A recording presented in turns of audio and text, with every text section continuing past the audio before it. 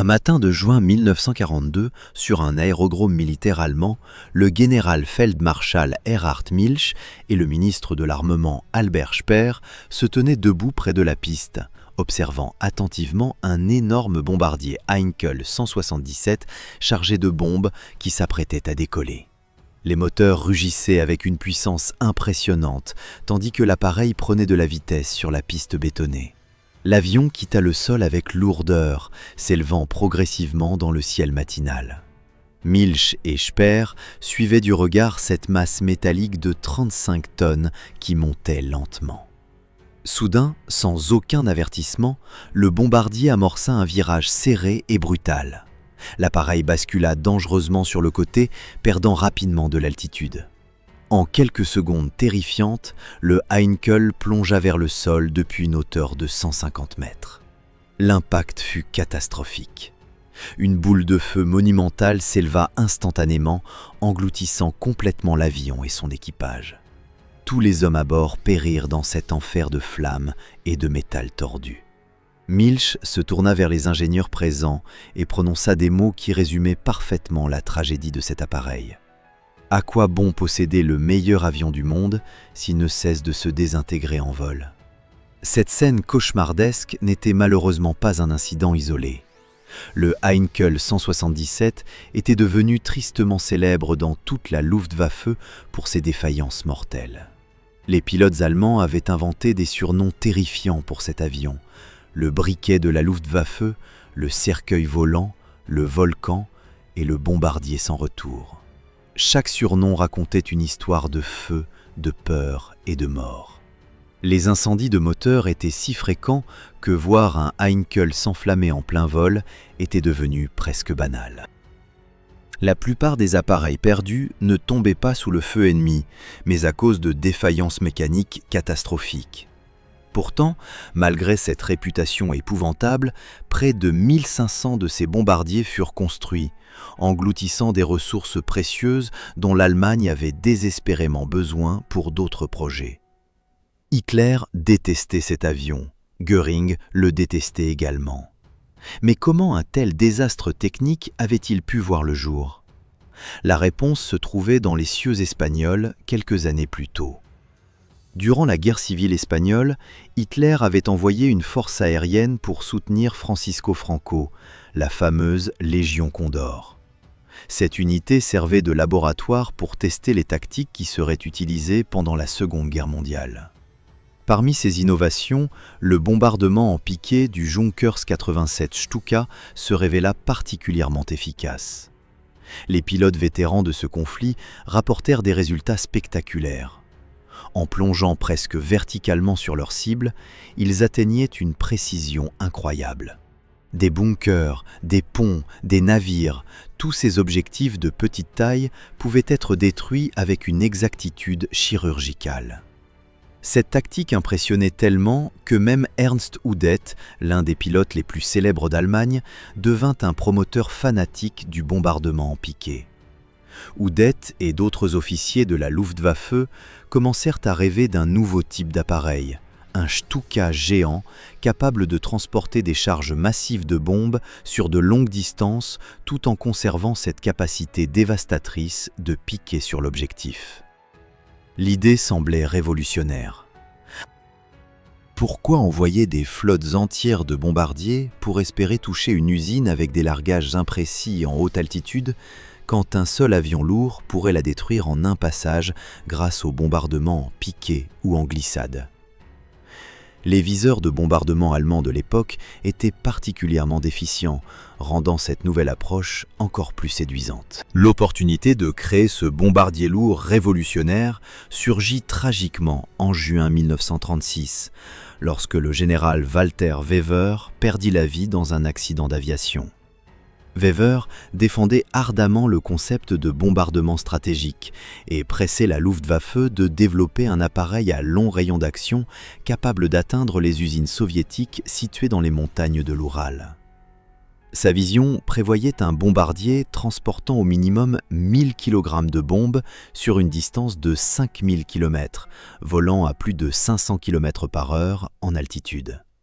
Cette vitesse phénoménale devait permettre à l'avion de distancer n'importe quel chasseur ennemi, un principe appelé Schnellbomber. La disparition de Wever transforma radicalement l'orientation du projet. Les partisans du bombardement en piqué saisirent cette chance pour imposer leur vision. Le cahier des charges initial fut métamorphosé pour intégrer cette capacité de plonger sur les cibles. En novembre 1937, une maquette portant la désignation 877 fut achevée. Le haut commandement de la Luftwaffe affirma avec assurance que la nouvelle conception possédait une structure suffisamment robuste pour effectuer des attaques en piqué de degré moyen. Heinkel réagit avec véhémence à cette décision absurde. L'ingénieur soutenait catégoriquement que son appareil ne pourrait jamais plonger correctement. Le bombardier serait beaucoup trop lourd et surdimensionné pour exécuter un piqué quasi vertical sans s'écraser au sol. Au mieux, l'avion pourrait tenter une descente peu prononcée ou une glissade, mais certainement pas avec une efficacité remarquable. Malgré ces protestations fondées, les ingénieurs durent modifier le projet pour répondre aux exigences militaires. La priorité devint le renforcement structurel permettant à l'appareil de supporter les contraintes colossales d'un piqué et d'en sortir sans se disloquer en plein ciel. Les calculs montraient qu'un bombardier de cette masse risquait littéralement de se briser si la cellule n'était pas suffisamment consolidée. Cette modification entraîna une augmentation considérable du poids.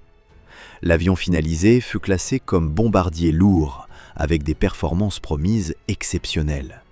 Transporter 2 tonnes de bombes vers des objectifs situés à 2400 km en territoire hostile, en volant à 362 km/h. Ces caractéristiques devaient permettre à la Luftwaffe d'atteindre les convois alliés dans l'Atlantique et les installations soviétiques au-delà de l'Oural une fois la guerre déclenchée. L'armement défensif comprenait 3 tourelles télécommandées équipées de mitrailleuses MG-131, contrôlées depuis le cockpit, avec un seul emplacement occupé dans la queue pour repousser les attaques latérales. Mais le véritable problème mortel résidait dans la solution technique choisie pour la propulsion. Les concepteurs installèrent 4 moteurs produisant la puissance nécessaire, mais seulement 2 hélices tournaient pour propulser cette masse gigantesque.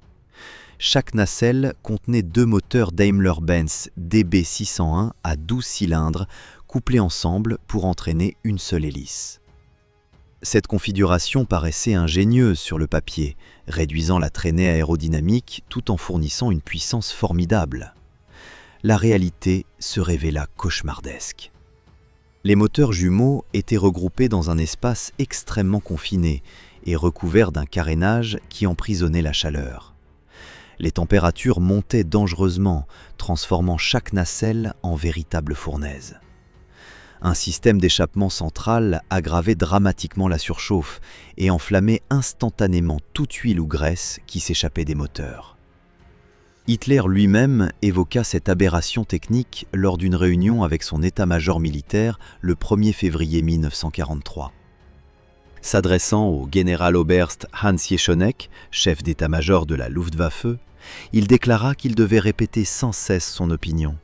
Il considérait tout le modèle 177 comme une erreur fondamentale. Le 9 novembre 1939, le lieutenant Karl Frank prit place dans le cockpit du prototype Heinkel 177 V1 pour effectuer le vol inaugural. Les moteurs démarrèrent dans un grondement assourdissant et l'appareil quitta le sol. 12 minutes plus tard seulement, Frank dut interrompre le vol d'urgence. Les moteurs surchauffaient déjà dangereusement, menaçant de prendre feu à tout moment. Après l'atterrissage, le pilote fit part de ses observations contradictoires. Les caractéristiques générales de maniabilité lui semblaient acceptables, mais une liste inquiétante de défauts graves accompagnait ce jugement nuancé. Les arbres d'hélice vibraient violemment, les surfaces de queue se révélaient inadéquates et les gouvernes de profondeur produisaient un flotteur dangereux dès qu'on les actionnait énergiquement. Ce premier essai annonçait les années de cauchemar qui suivraient. Les ingénieurs ne cessèrent de redessiner l'appareil, introduisant des versions modifiées qui étaient ensuite transformées encore davantage sur le terrain. Chaque modification tentait désespérément de corriger les défauts congénitaux, mais aucune amélioration ne parvenait à surmonter les vices fondamentaux du 177.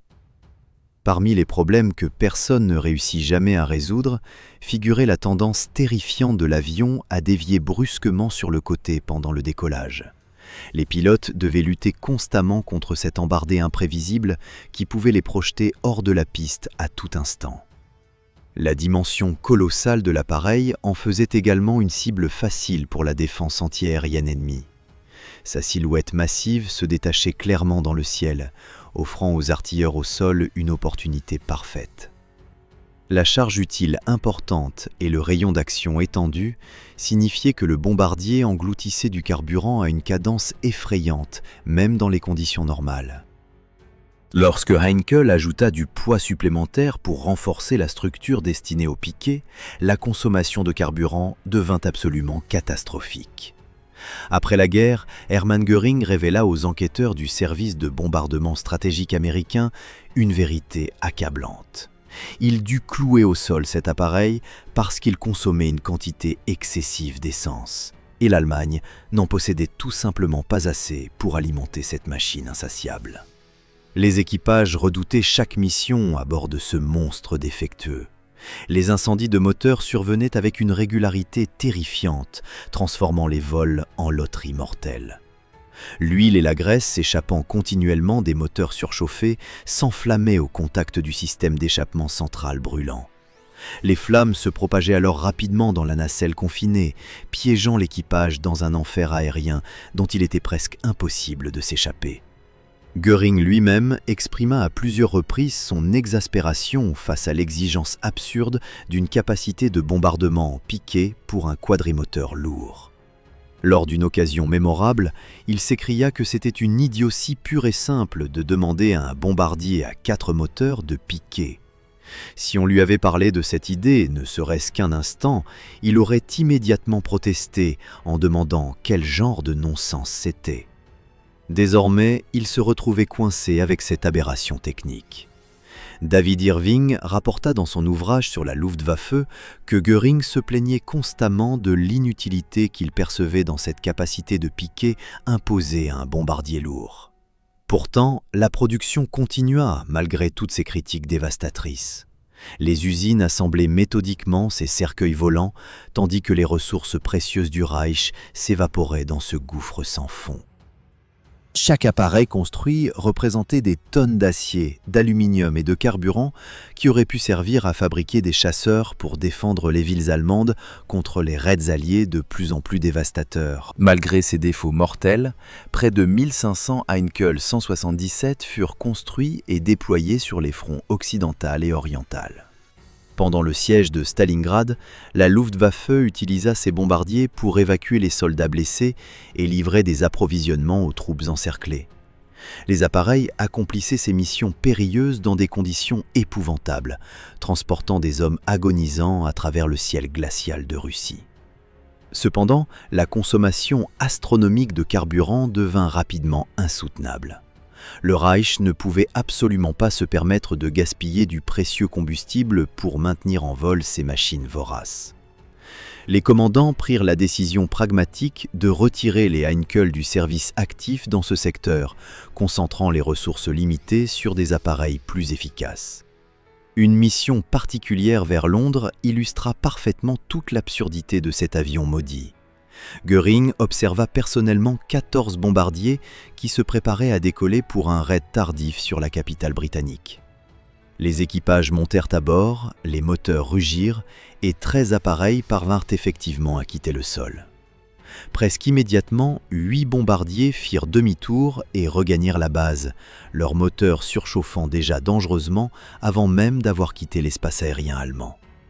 Un autre appareil fut contraint de dévier vers un aérodrome alternatif à cause de problèmes techniques.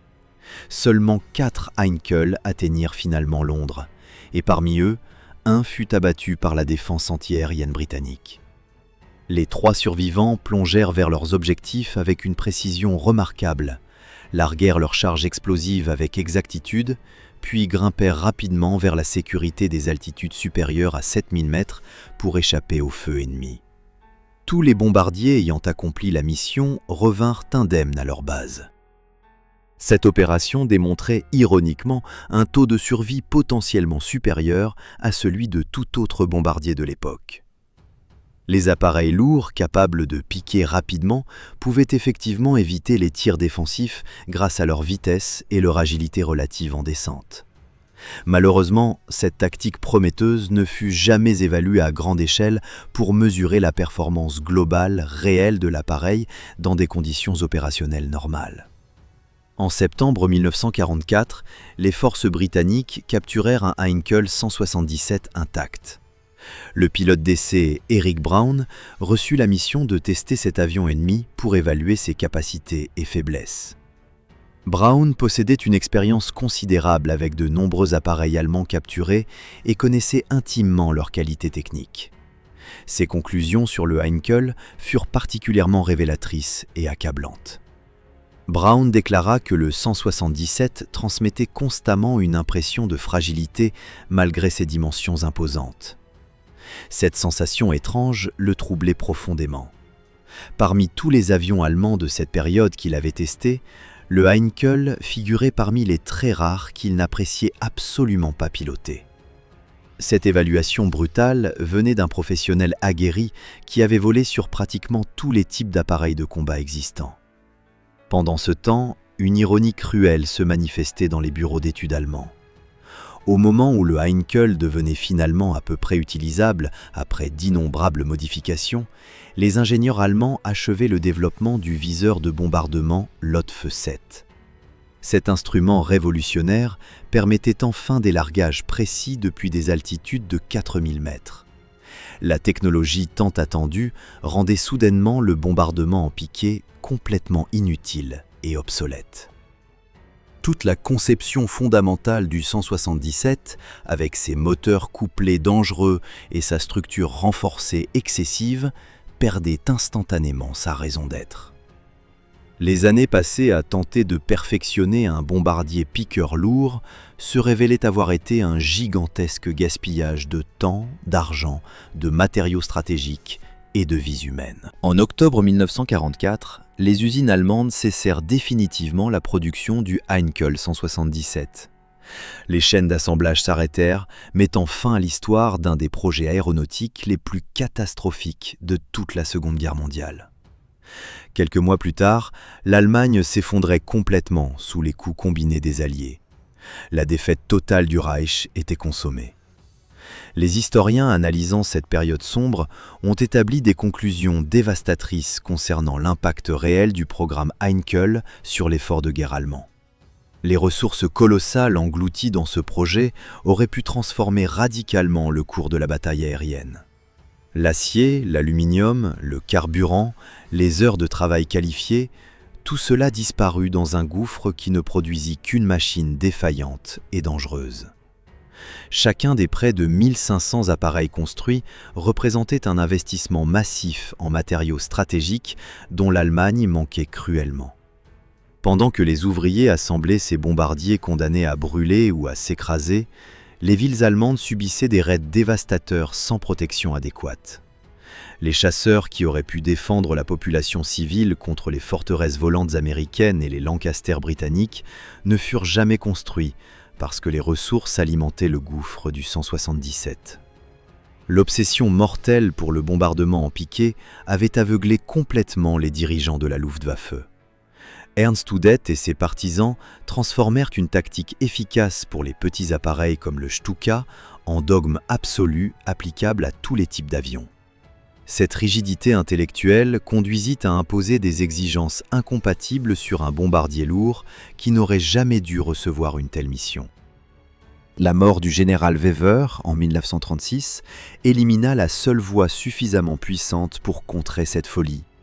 Son concept de Schnellbomber stratégique aurait pu donner à l'Allemagne un véritable bombardier à long rayon d'action, rapide et fiable, capable d'atteindre les cibles lointaines sans les complications techniques mortelles imposées par les contraintes de piqué.